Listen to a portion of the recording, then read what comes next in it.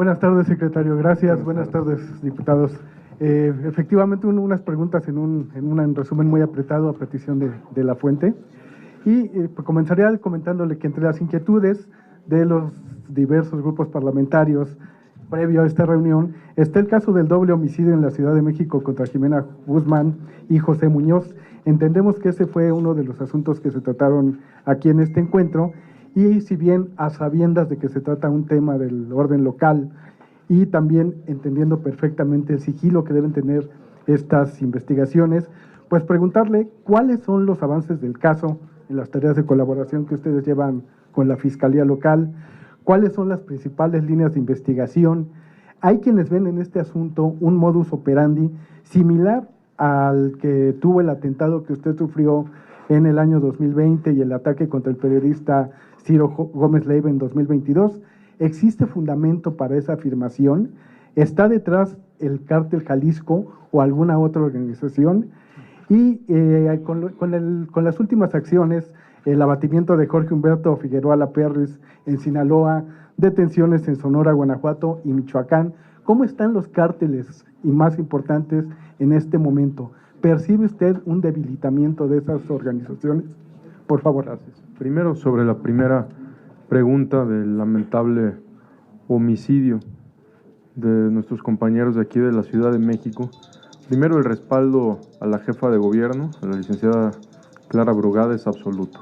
La investigación la lleva, como bien usted lo menciona, la Fiscalía General de Justicia de la Ciudad de México, pero como lo dijo nuestra presidenta, la doctora Claudia Sheinbaum, tiene también todo el apoyo y el respaldo de la Secretaría de Seguridad de la propia Fiscalía General de la República. En este caso, por tratarse de una investigación en curso, a mí en lo personal no me gustaría especular, no hay ninguna relación al momento que indique que esto que están vinculados del atentado que nosotros sufrimos o al atentado que sufrió Ciro Gómez Leiva a este. Son casos distintos, al momento no hay nada que los vincule, pero lo que sí queremos que la ciudadanía sepa es que son hechos que no van a quedar impunes, como en otros casos lo hemos dicho aquí en la Ciudad de México. No importa el tiempo que tarde, las investigaciones son firmes, son muy profesionales y vamos a dar resultados en este caso y ayudar a la Fiscalía General de Justicia de la Ciudad de México en todo lo que sea necesario. Sobre la siguiente pregunta que usted me hizo de las detenciones que se han hecho en días recientes en Sonora o esta que fue en Sinaloa, que fue subió mucho en medios. Primero, mencionar que el ejército mexicano hizo una labor verdaderamente heroica. Hay 2 compañeros militares heridos en esta acción donde perdió la vida este sujeto apodado el Perris, este sujeto con un alto nivel de violencia vinculado con privación ilegal de la libertad, secuestro, homicidios, incluyendo la participación de lo que se conoce como el Culiacanazo, donde agredió a autoridades. Esta persona también tenía una recompensa en Estados Unidos y al momento del operativo en su detención sufren agresión personal militar, que de manera valiente logran repeler la agresión, están heridos pero fuera de peligro, y todo nuestro reconocimiento al ejército mexicano. Las acciones del Gabinete de Seguridad, como ustedes lo vieron este fin de semana, pues fueron bastantes. Ha habido muchas detenciones. En estos 7 meses de la presidenta Claudia Sheinbaum suman más de 21,000 detenciones, que ahorita también estábamos comentando en qué estados ha habido más detenciones y en cuáles ha habido un reforzamiento mayor para esto. Un segundo tema, secretario. Tanto el Senado como la Cámara de Diputados ya están alistando un periodo extraordinario de sesiones en el que se tratarían los temas de las nuevas leyes o reformas a las leyes en materia del sistema de seguridad y de investigación e inteligencia. ¿Cómo van estas? Entiendo que esto lo está llevando usted por parte del gabinete presidencial. Entonces, ¿cómo van estas conversaciones? ¿Cuáles son los cambios que particularmente aceptaría la Secretaría de Seguridad a su cargo en aspectos sensibles como el acceso y manejo de datos personales y biométricos, que a juicio de la oposición conlleva el riesgo de un uso discrecional e indebido por parte del gobierno federal? Por favor. También se discutió eso, por supuesto. Algo que acordamos ahorita es que haya mesas de trabajo donde todos los grupos parlamentarios estén tranquilos, pero sí quisiera dejar muy claro en algo. En la Secretaría de Seguridad, todos todas las bases de datos a las que podamos tener acceso. Las investigaciones que se llevan a cabo bajo la conducción del Ministerio Público.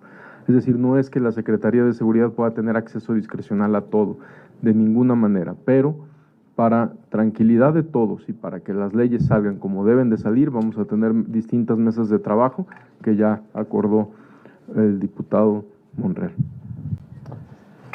Tiene la palabra Felipe, por favor, es la última pregunta. Secretario, buenas tardes. Esta también es una pregunta concentrando entre los compañeros que cubrimos la fuente aquí en la Cámara de Diputados, y la pregunta va en ese sentido: si ya delinearon el operativo de seguridad para la elección judicial del próximo domingo, pues quiénes van a participar en este operativo y qué tienen previsto aplicar en las zonas de alto riesgo de este país como Sinaloa, Michoacán, Guanajuato, además de los estados donde tiene presencia la CENTE, que pues ya amenazó con boicotear las elecciones, entendiendo este boicot con el llamado a la gente a no votar, impedir la instalación de urnas o la destrucción de material electoral, como en otras ocasiones han actuado. Y aquí, en el tema de la CENTE, ¿hasta dónde, secretario, le van a seguir permitiendo pues este tipo de actos de protesta que atentan contra la ciudadanía en general, pero también contra algunas instalaciones estratégicas? En este caso me refiero al Aeropuerto Internacional de la Ciudad de México, y ya en este operativo también, bueno, pues extendiendo la seguridad a los estados donde va a haber elecciones, en Durango y Veracruz concretamente, secretario. Pero hay un gran despliegue por parte de la Guardia Nacional y sobre todo una coordinación, que es el cuarto eje que ha insistido la presidenta Claudia Sheinbaum desde la campaña, la coordinación con las entidades federativas. Si bien hoy existe ya un despliegue importante de Guardia Nacional para garantizar la elección, específicamente en Veracruz hay 3.500 elementos de Guardia Nacional y en Durango 2.500, se va a continuar fortaleciendo para garantizar que esto se desarrolle en paz. También es un gobierno, como lo ha dicho la presidenta Claudia Sheinbaum, nosotros prevenimos, no vamos a caer en ninguna provocación o en algún acto de represión. Por supuesto, vamos a garantizar el bienestar de la ciudadanía, como lo hizo la Policía de la Ciudad de México, que también actuaron de manera verdaderamente con un temple impresionante en estos últimos días, y así lo seguiremos garantizando. ¿Habrá seguridad para la ciudadanía que desea acudir a las urnas? Por supuesto que sí, definitivamente habrá seguridad. Y una última, señor secretario, usted ha mencionado que hay más de 20,000 personas detenidas, pues de octubre a la fecha, por delitos de alto impacto. Han abatido también a muchos delincuentes o presuntos delincuentes considerados objetivos prioritarios. Y habla también del aseguramiento de miles de armas y más de 150 toneladas de diversas drogas. Pero, secretario, la percepción es que no hay debilitamiento de los grupos delictivos, que sus operaciones pues siguen con normalidad y que sus estructuras no han sido tocadas. Esto porque pues siguen libre y aparentemente sin ser molestados Nemesio Ceguera Cervantes el Mencho, Iván Archibaldo Guzmán, el hijo del Chapo Guzmán, e Ismael Zambada Sicarios, el Mallito Flaco, hijo de Ismael Zambada.